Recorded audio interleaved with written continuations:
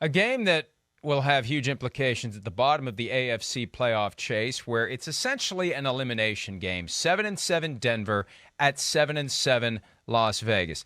The loser of this is done, because I think what's going to happen is there's going to be a cluster of 9-8 or 10-7 teams, and maybe the loser of this it still has a chance. So I'm contradicting myself before I even finish the sentence.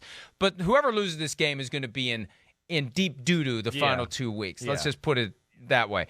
Teddy Bridgewater out for the Broncos after suffering the concussion on Sunday against the Bengals. Drew Lock is in, and advantage Raiders, but let me tell you what Drew Lock had to say yesterday. I woke up with a big smile on my face Wednesday morning, able to come out here and be the guy this week for the team. There's a lot that I've learned being in the backup role and what exactly it takes to be able to come out and win a football game. I learned a lot of that from Teddy. Now it's time to put it all together and go show that I am a better quarterback than I was.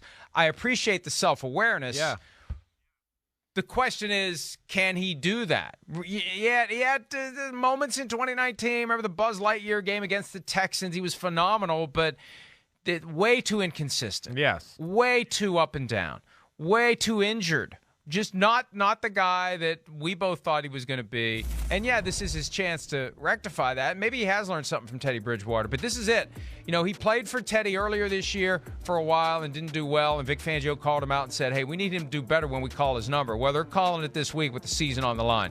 They need this win in Las Vegas badly, or it is, as a practical matter, going to be over. They lose this game, I find it very difficult to think they're going to end up taking one of those spots, that last spot, particularly in the AFC. Yeah, I'm with you there. I have a hard time thinking they're going to do that too. I mean, again, there's some quality football teams there that are fighting for that last spot. You lose this game.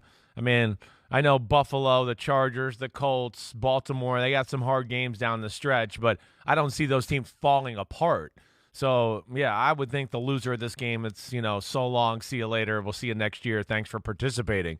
To me, the story is like what you said, though. It is Drew Lock. This is a huge moment for his career. There's no doubt. I mean, to the point where, he hasn't been able to be trusted. You talked about like him filling in for Teddy Bridgewater. There was the Baltimore Ravens game where he came in and didn't do a great job.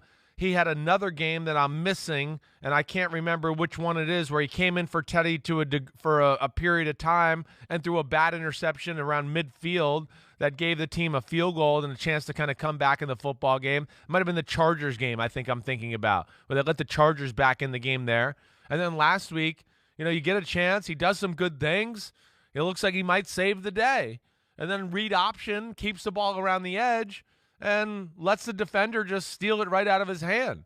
And that, of course, was the huge moment of the football game. Khalid Kareem just steals the ball right out of Drew Lock's hand when they were down there inside the red zone, maybe going to score a touchdown. So he's done a lot of dumb stuff, and he's got talent.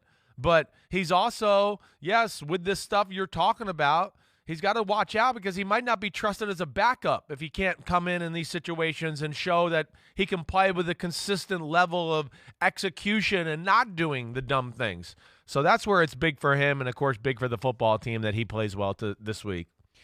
They're finishing up with a tour of the AFC West at Raiders, at Chargers, at home against the Chiefs. Not exactly the ideal formula for the Broncos making it to the postseason. And with Teddy out, and he's out of the hospital. He was out of the hospital on Monday. He's fine, but he's not going to be cleared to play after suffering that concussion. Second concussion this year, right? All he took.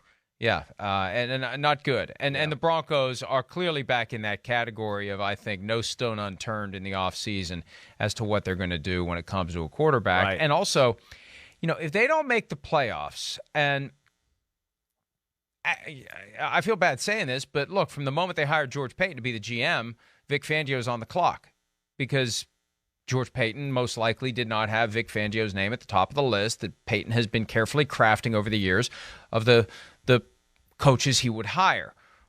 Is Vic Fangio safe for another year? Another thing that may help Vic Fangio if they get close to the playoffs and don't make it, the idea that the team's going to be for sale.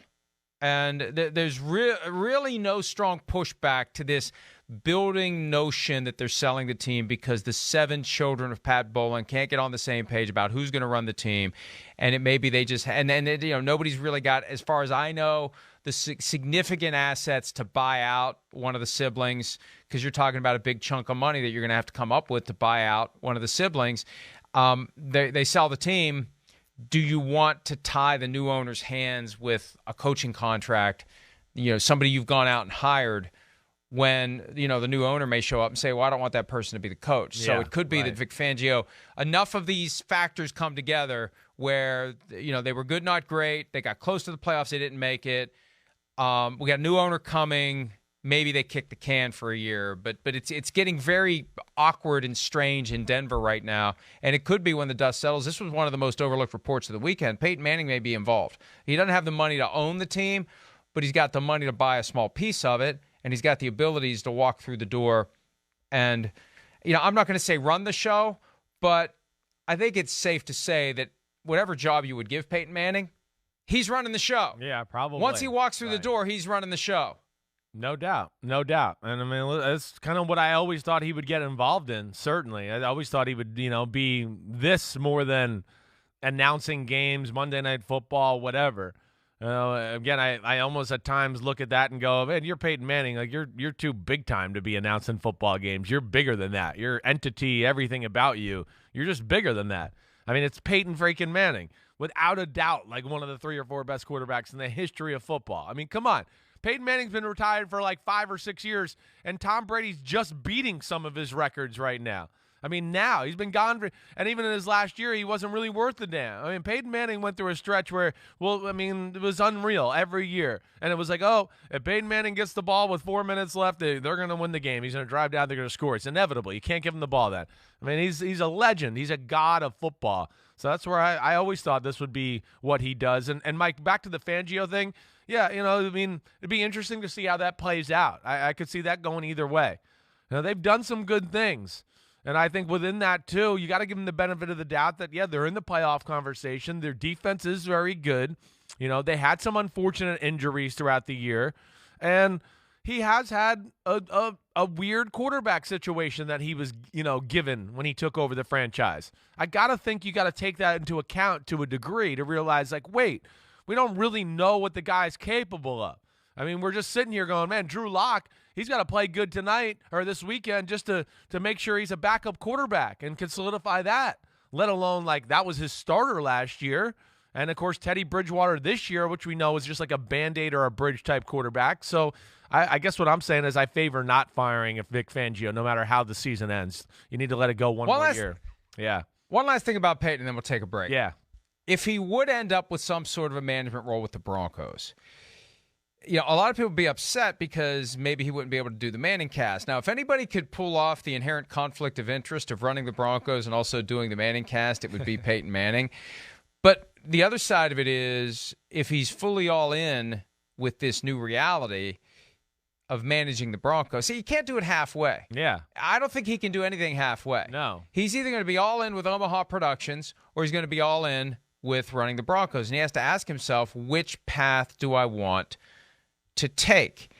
Life is a lot easier, and the money's going to be getting better and better all the time to just sit around and talk about football for a few hours on Monday night, especially with Amazon reportedly ready to enter the fray and try to lure the Mannings away as of 2023 to do what they're doing as part of the Thursday night broadcast, which could spark a bidding war between ESPN and Amazon. It's even better money to just sit around and talk about football for 3 hours a week, 10 weeks out of the year. So that's what he's going to have to ask himself as well. Because I think once he gets sucked back into the competitive arena, that Kraken is going to unleash itself again, and he's going to be all in all the time, trying to do everything he can. It's going to torment him because none of the quarterbacks they ever find are going to be as good as he ever was. I don't. It's going to have to be a hell of a deal for him. He's going to have a nice little chunk of equity that he's not going to have to pay much for, that's going to appreciate, and he's going to make a load of money that way over time. It's going to have to be a great deal to get him to do it, I think, because he's got a pretty good life right now, and I'm not so sure that I want to trade that in for throwing myself back into that crucible of torment on a weekly basis where you're trying to will football games in your direction. Yeah, no, that's what he's going to have to figure out. I'm sure he does have a great life right now. Can play golf whenever he wants, whatever, hang out with his buddies, do all that. But, yeah, you're right. You go back into the arena of, wait, I'm running a football team. That's life-consuming. It's going to change a lot of things. And you got to be, make sure you're mentally ready to make that, type of adjustment to your life before you do that. So we'll see. Either way, I know he'd be successful at either job. I mean, come on, he's amazing personality. He's the funniest actor football player in the sport, in my opinion. There's nobody better in commercials than Peyton Manning. And the Manning cast is amazing because of him. I mean, he's hilarious. The things he says, does, everything. I mean, he's the star of the show. He's Peyton freaking Manning. Omaha Blue Go? I mean, come on. He's amazing. He's Peyton Manning. He's like a legend of legends, in my opinion. You said something that caught my attention, then we will take a break. Peyton Manning hanging out with his buddies. Could you imagine how hard it would have to be one of Peyton Manning's buddies? Because I get the feeling that for the people close to him, he is constantly, like he does with Eli, constantly making fun, poking fun, smart-ass remarks, wear you down. You get to the point where I need a break from Peyton Manning. I don't know. I think that's what he is. He is. It is what I was friends with Brandon Stokely, who of course is one of his best friends out there, and I mean, yeah, that's what he is. He's a ball buster. He's always being funny, practical jokes, got something smart to say.